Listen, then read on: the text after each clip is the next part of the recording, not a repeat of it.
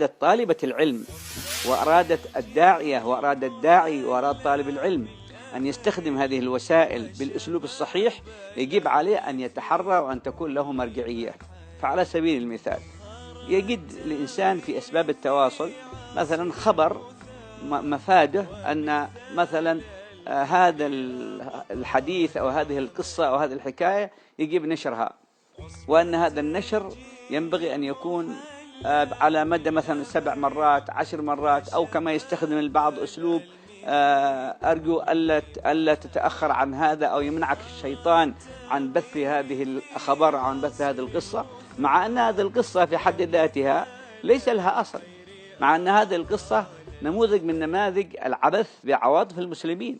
وأذكر في الزمان الماضية قبل ظهور أسباب التواصل الحديث أن ورقة كانت تروج في بعض البلاد تحت عنوان رؤيا الشيخ أحمد، وأن هذا الشيخ أحمد كان خادم الحجرة الشريفة، وأنه رأى النبي صلى الله عليه وسلم وقال له كذا وقال له كذا، وذكر له شيء من علامات الساعة التي لا توجد في الكتب ولكنها جاءت عن طريق الرؤيا.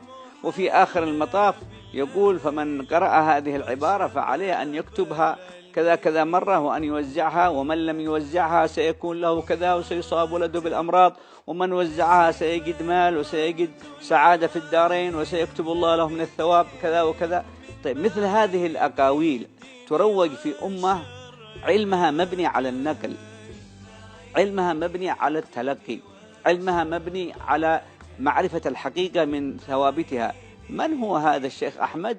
ومن هذا الذي يبث هذه القصص؟ وما هو المقصود من ذلك؟ هنا في مثل هذه المرحلة وفي مثل هذه النماذج يجب التحري. لا تنقل قصة ولا حكاية إلا أن تكون لك مرجعية تعرضها عليه، تقول له: هذا بلغنا في أسباب التواصل، نبثه نعطيه الآخرين، فإن أقره فلا بأس بذلك، لم يقره تظل هذه معلومة تسمعها ولا يضرك شيء.